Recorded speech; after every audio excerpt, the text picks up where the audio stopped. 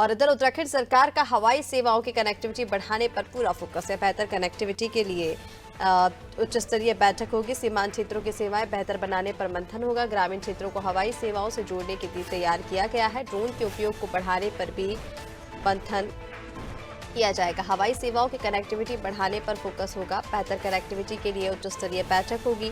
सीमांत क्षेत्रों की सेवाएं बेहतर बनाने पर मंथन होगा। ग्रामीण क्षेत्रों को हवाई सेवाओं से जोड़ने के लिए तैयार किया गया है, तो वहीं ड्रोन के उपयोग को बढ़ाने पर भी मंथन किया जाएगा। हवाई सेवाओं की कनेक्टिविटी बढ़ाने पर फोकस सरकार का लगातार बना हुआ है। चलिए अपडेट के लिए सोनू लगातार हमारे साथ बने हुए हैं। सोनू, हवाई सेवाओं की कनेक्टिविटी बढ़ाने पर सरकार का फोकस है।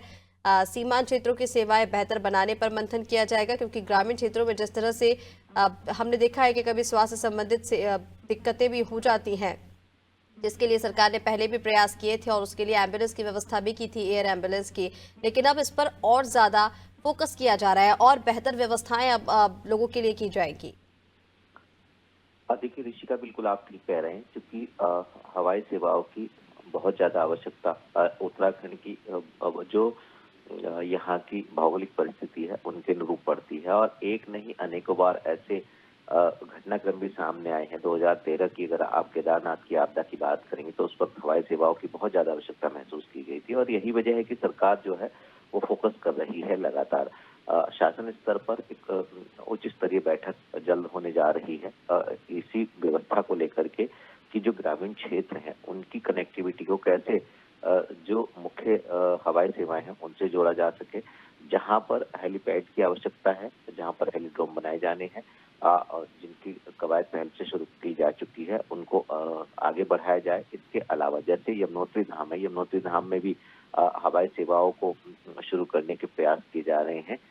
उसको भी अस्तित्व में लाए जाने की बात हो रही है, उस पर भी मंथन होगा। और इसके अलावा जरूरत पड़ने पर ड्रोन का जो उपयोग है उसको भी किया जा सकेगा। अभी हाल ही में प्रधानमंत्री ने उत्तराखंड के लिए हेली एम्बुलेंस की शुरुआत की थी, जो एम्स के सहयोग से, राज्य सरकार के सहयोग से जो है संचालित हो रही है और जरूरत के समय पर काम आ रही है। तो ऐसे में जब आपदा जैसे हालात होते हैं, जब विषम परिस्थितियां होती हैं, उस समय पर हवाई कनेक्टिविटी कहीं ना कहीं एक मील का पत्थर साबित होती है। तो ऐसे में हवाई कनेक्टिविटी को कैसे बेहतर किया जा सकता है और इसमें जो निजी सहभागिता है वो उसको कैसे बढ़ाया जा सकता है, क्योंकि कुछ समय पहले जब कैबिनेट की बैठक हुई थी उसमें जो लोग हेली पैड के लिए, हेलीपोर्ट के लिए जो अपनी भूमि देना चाहते हैं, जो सड़क किनारे हैं, उनको भी एक अनुमति दी थी। उसका भी एक प्रारूप सार्वजनिक किया गया था और अब इस कवायद को भी आगे बढ़ाया जाएगा। तो अभी तक जो हवाई सेवाओं की कनेक्टिविटी से संबंधित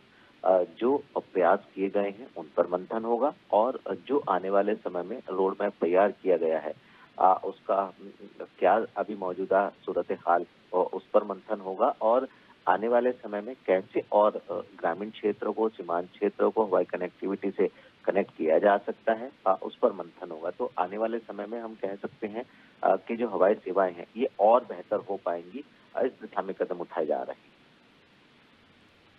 बिल्कुल सोनू, लगातार हवाई कनेक्टिविटी को लेकर, क्योंकि लगातार सरकार की ओर से पहले से भी प्रयास किए जाते रहे हैं और अब क्योंकि इसको और ज़्यादा बेहतर किया जा रहा है ताकि उत्तराखंड वासियों को खासकर सीमांत क्षेत्र में किसी भी दिक्कत का सामना ना करना पड़े। फिलहाल तमाम जानकारी के लिए शुक्रिया, आप बने रहिए हमारे साथ। तो आपको बता दें, बेहतर कनेक्टिविटी के लिए उच्च स्तरीय बैठक होगी जहां सीमांत क्षेत्र के सेवाओं पर बेहतर बनाने पर मंथन किया जाएगा। हवाई कनेक्टिविटी पर ज्यादा से ज्यादा इस बैठक में फोकस रहने वाला है।